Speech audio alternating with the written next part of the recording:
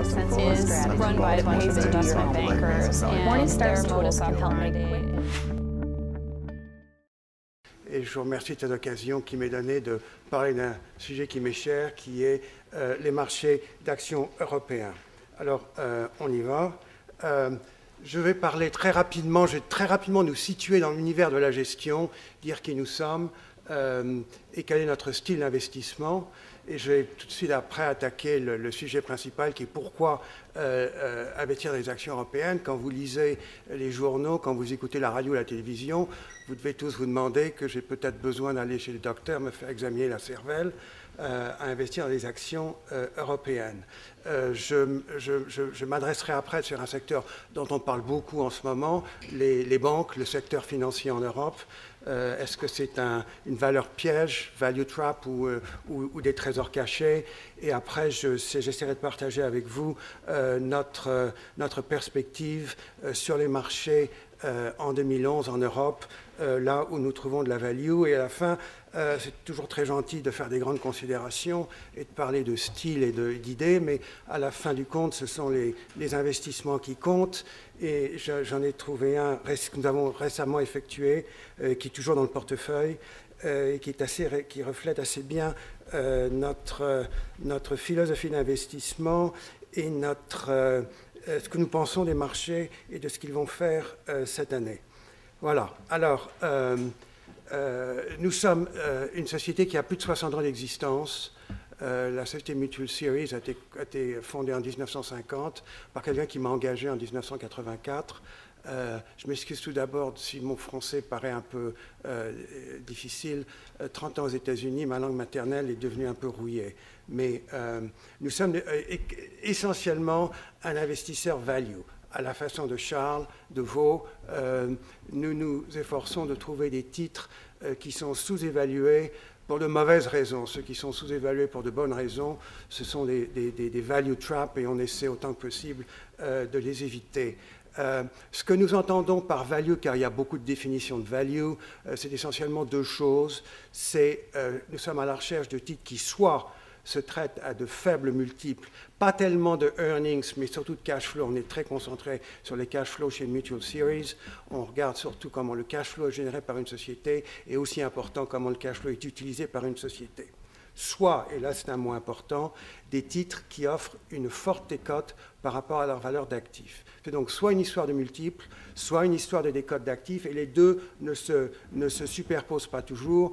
Vous pourrez voir dans nos portefeuilles des titres qui, optiquement, sont à des multiples élevés. Ce sont toujours des histoires d'actifs et, en général, des histoires de restructuration.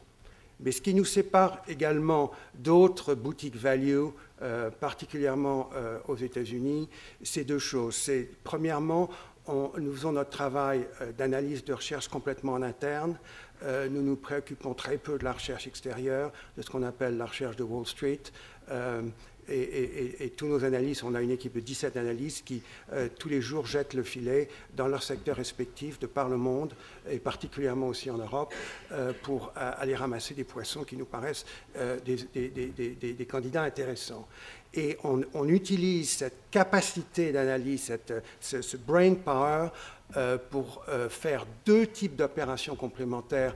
Et là, les proportions du camembert sont tout à fait volontaires et consciemment dessinées pour faire deux types d'investissements complémentaires.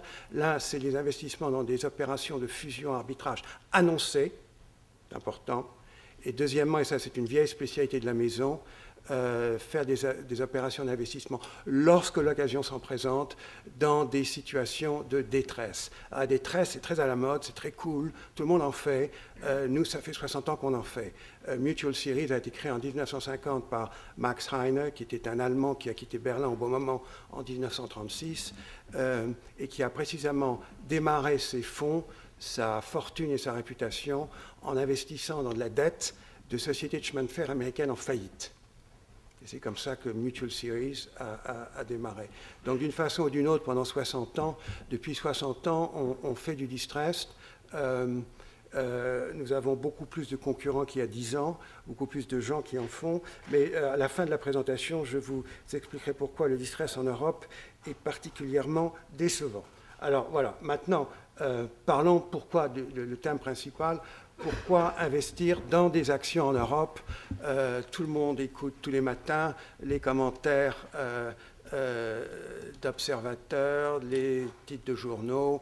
L'Europe est en très mauvaise posture et il est très certain qu'il y a des obstacles extrêmement significatifs, ce qu'on appelle en américain des headwinds tout à fait importants dont il faut être conscient.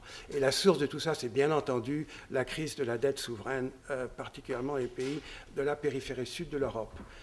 Mais cette dette souveraine, cette crise de la dette souveraine a des impacts extrêmement importants au point de vue perspective de croissance économique, programmes d'austérité mis en place qui réussiront pas, c'est encore une question un grand point d'interrogation, mais ces mesures qui sont mises en place ont un impact direct important sur les perspectives de la croissance économique, certainement des pays au sud de l'Europe, y compris l'Irlande. Deuxième point, l'augmentation des coûts de financement des crédits souverains, des émetteurs souverains, a un impact par capillarité sur les coûts de financement des sociétés européennes.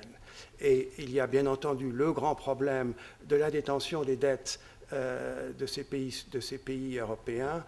Les dernières données statistiques de la Banque des règlements internationaux au mois de décembre de l'année dernière parlent de plus de 2200 milliards de dollars détenus par l'ensemble des banques privées et publiques européennes sur les 5 pays dont nous entendons tous parler tous les jours. Et ces 2,2 trillions de dollars sont à comparer à un ensemble de positions en capital, de core capital de toutes ces banques qui est à peu près d'environ 1,5 trillion. Donc vous avez un problème tout à fait réel qui se pose là. Il y a également une question qui se pose beaucoup aux États-Unis. Moi, j'ai beaucoup de mal à convaincre mes associés américains et d'autres collègues américains que l'euro ne va pas forcément disparaître dans les 6 prochains mois. Vous avez beaucoup de commentaires aux États-Unis qui s'appuient sur une politique monétaire unique, 17 politiques budgétaires et fiscales différentes. C'est une recette pour aller à l'échec.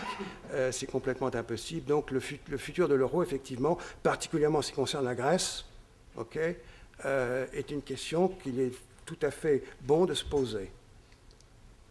Alors, ceci dit, lorsque vous regardez l'Europe, moi je suis frappé par le contraste entre ce qui se passe au niveau souverain et puis ce qui se passe au niveau des sociétés. Vous avez entendu Charles parler de la bonne santé des sociétés européennes. Je ne peux qu'être d'accord avec lui. Les sociétés européennes, depuis 10, 15, 20 ans, ont traversé une phase de restructuration importante, douloureuse, mais ce sont en général maintenant, en grande majorité, des sociétés qui sont en bonne santé, qui ont des bons bilans et qui ont des positions concurrentielles bien établies et tout à fait défensives. Alors, au niveau macro, I was jumping the gun already, mais au niveau macro, vous avez que tout n'est pas noir. Tout est très très noir au sud de l'Europe, mais lorsque vous regardez ailleurs en Europe, les données macro ne sont pas aussi mauvaises qu'on l'estime, particulièrement en Allemagne, mais aussi en France, en Suisse, au Benelux et même en Scandinavie. Et vous avez là deux graphes qui sont là pour supporter ce que je veux dire.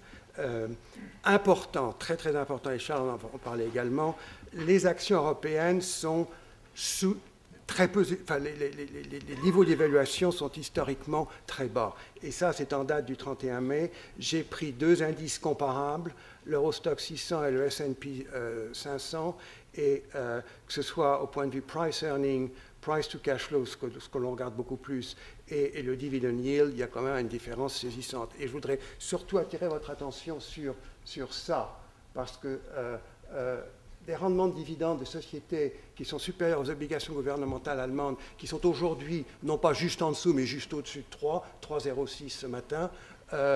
Moi, ça fait 25 ans que je m'occupe d'actions, ça ne se voit pas tous les jours. Et chaque fois dans le passé, c'était des occasions